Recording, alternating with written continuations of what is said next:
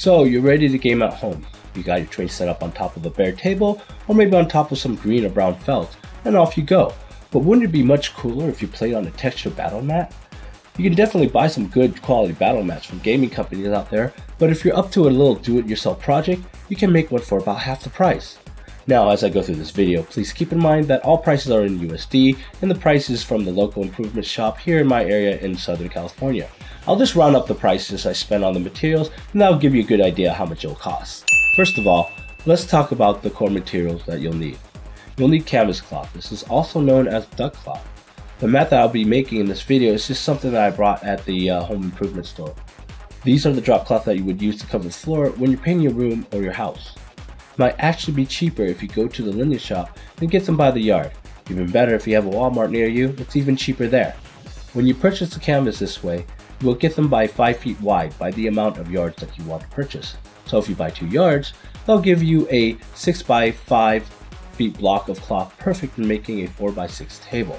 You can actually try to use cheaper cloth, but I find that the canvas works best as it gives the caulking something to grab onto. My first test run, I used blue tarp. It's cheaper than canvas cloth. The problem with this is that, as you can see here, the caulking starts to chip off after a while.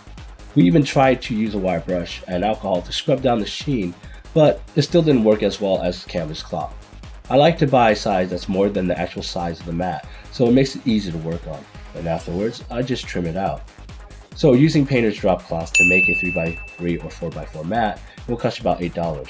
For a 4x6, you can buy something like a 6x9 cloth for $13. Again, it might be even cheaper if you buy the cloth by the yard at the linen shop. Next is acrylic latex caulk. These you get from the home improvement store. For a 3x3 table, I used about 2.5 tubes. 4x4, I would use about 4 tubes, and a 4x6, we're talking about 8 tubes. Each tube cost me $1.70, so let's throw that into the tally window. A couple of things to keep in mind here. First, the more caulk, the better. You want enough to cover the canvas nicely and extra to create texture. If you apply too thin of a layer on the mat, it tends to curl easier from storage. I also bought a contractor's box of 12 tubes as I was making a bunch of mats. This cut a little over $2 on the cost of the caulk. You need paint to paint the mat. This can be paint that you get from the home improvement store or cheap bottles of acrylic paint like Apple Barrel from the art store. In this video, I'm using the new Badger miniature paints as I have tons of samples lying around. But to save on cost, let's just say that we're using 2 bottles of something like Apple Barrel paints. The rest should be stuff that you have lying around the house or able to borrow from a friend, but we'll go through the tools and estimate the cost on those just in case. Now you need a decent sized cheap brush, so let's throw that into the cost. In the video, I'm using an airbrush. If you already have one, even better. If not, then a regular brush will do. You'll need a caulking gun. These things are pretty cheap. You need a putty knife to spread the caulk. I just use a cheap plastic 6-inch putty knife. You'll need some matte clear coat. I just buy a can of it from the home improvement store. So there's your rough cost estimate of how much it'll cost to make one battle mat. If you're planning to make more than one, then obviously after you buy all the tools, it'll be cheaper after the first mat. There are other options like adding flock to your battle mats. If there's an interest, I'll make a follow-up video on that, but as I don't flock my mats, we're skipping it here. Let's go ahead and see how we're going to make one of these mats. In this video, we'll be making a 3x3 mat for MacLeod. First off, what you should do is iron out your canvas if it's really wrinkled using the steam setting on your iron. The cloth you see here was cut from a portion of an old drop cloth that I had lying around from painting my place years ago. It's important to iron out the hard folds as it can show up when you lay down the caulk. If you just bought a new one from the store, it shouldn't be that big of a deal. If your canvas is extremely wrinkled, the best way to get rid of the wrinkles is to stretch out the canvas and steam it a few times. Next, we'll outline the size of the mat so that we have some guides what we could use for cutting the mat when we're done with it. Right angle rules are king here. I use a permanent Sharpie to mark out the borders and also used a 3 feet block of 1x4 as a guide to draw the lines. Now load a tube of caulking into your caulking gun and cut the nozzle about 45-degree angle. Starting at a corner, gently squeeze out some caulking and use the putty knife to spread it around. I first put on a thin coat of foundation on the mat. When you're setting down your caulking gun, be sure to release the pressure trigger as it will continue to eject the caulking.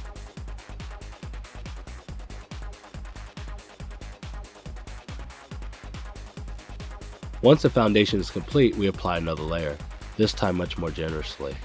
You know it's perfect when you cannot see the pattern on the canvas show through. You want to randomize the amount you apply to the surface so the mat has its subtle rises and falls. You also want enough excess caulking to be able to shape patterns on the mat later on.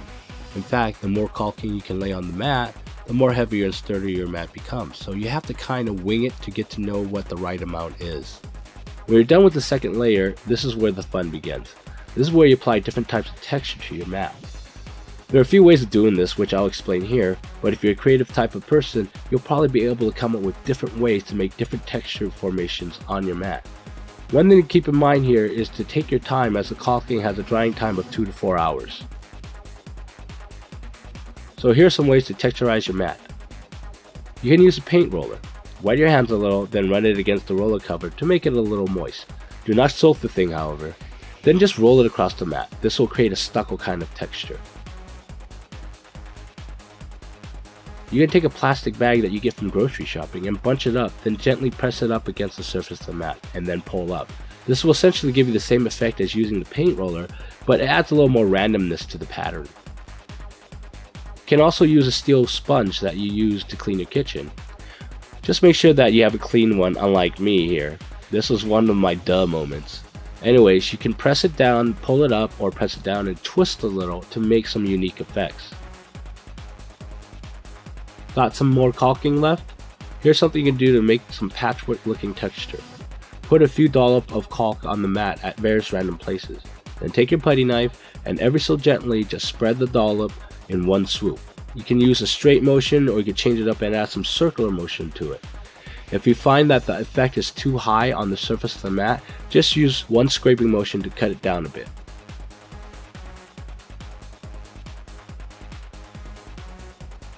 My favorite technique would be just to use a sponge. Moist the sponge all around. You can get it wet and then rinse the heck out of it. Just make sure that it's moist. Then just press down on the mat. This can create cobblestones or cracked dry earth depending on how you paint it. There's tons of different brands of sponges out there. Some with more condensed pattern on it, some with wider patterns. Either way, look around and try it out and see what cool textures you can come up with. Now once you're satisfied with the texture, let your mat dry for about 4 to 6 hours. I usually wait a whole day or overnight before painting it. Painting your mat is easy. Here in this video I'm making a forest mat, so I'm using a dark green, yellowish green, and dry brushing with a very light green. I'm also using an airbrush here, which gives it a nicer effect.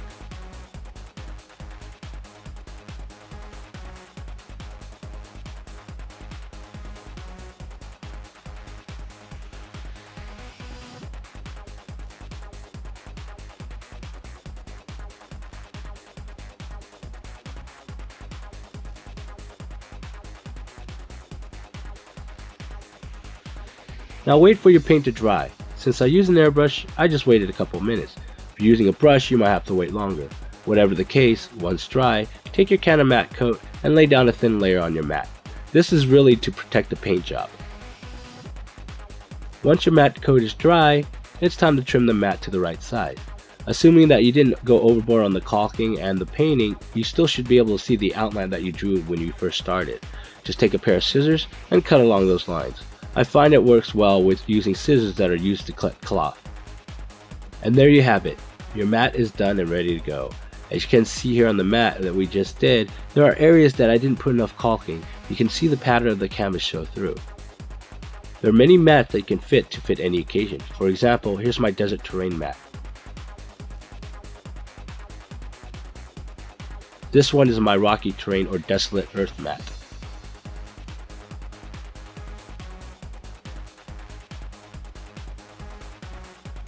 And my favorite would be my snowy terrain mat.